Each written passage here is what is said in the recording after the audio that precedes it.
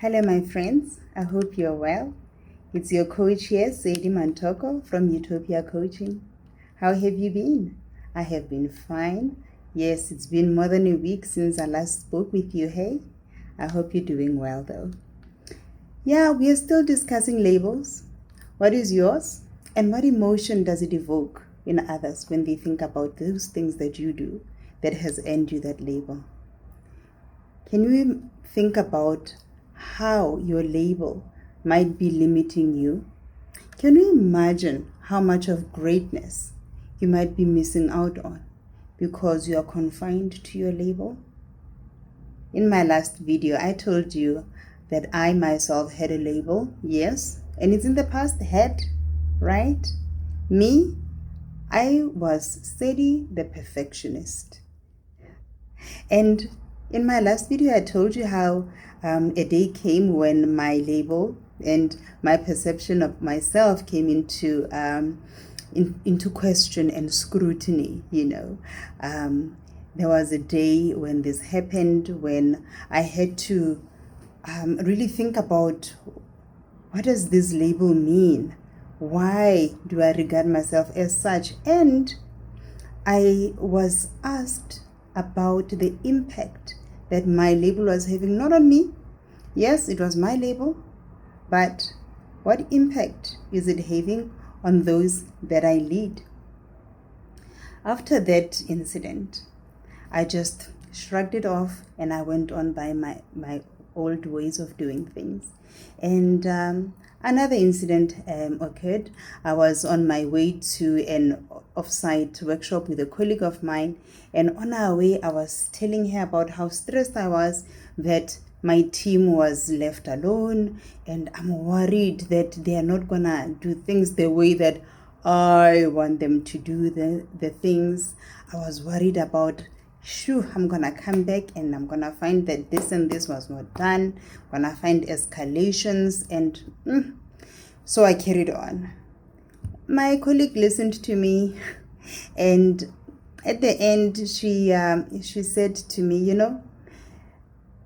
actually, I closed that conversation, my ranting and raving. I said to her, I am just so worried because after all, they now understand that I want things done perfectly. So I really hope that they do that.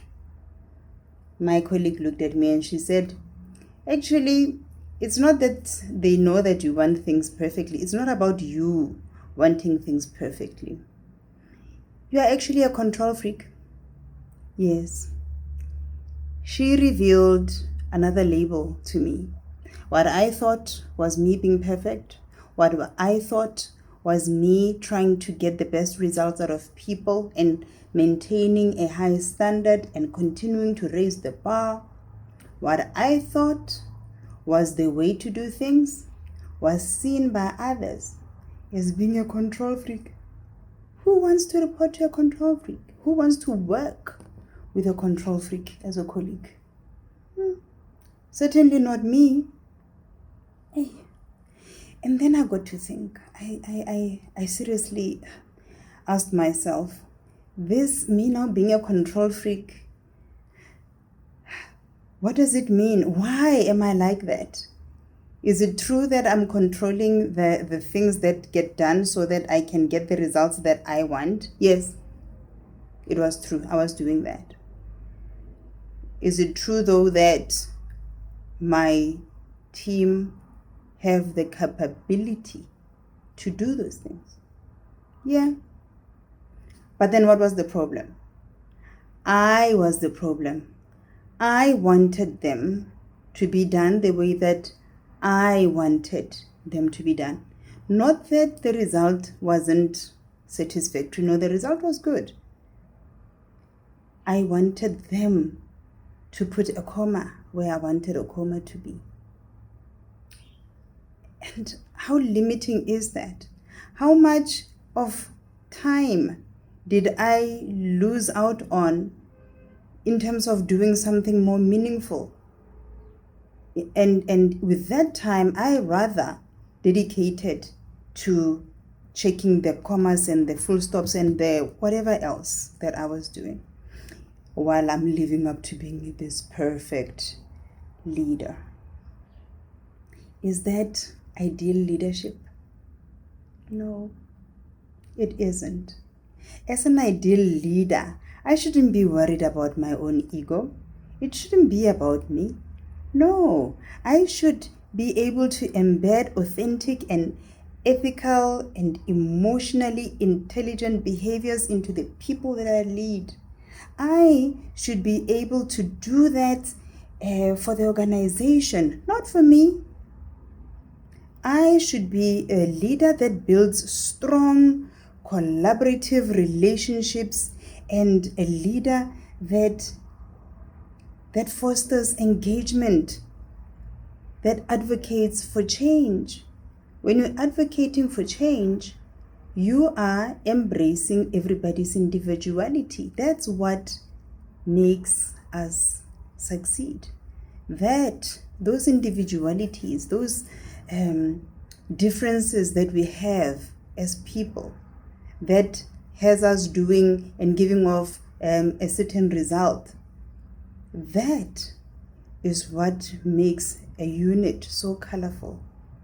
So the strengths are joined together and they form a strand that cannot be torn. They form a strong cord that cannot be torn.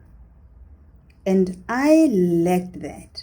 I lacked the emotional intelligence to step out of my own fears, and I was more focusing on what's going to be safe for me, while I was damaging these individuals, while I was limiting the individuals, while I was also limiting the growth and success of the organization.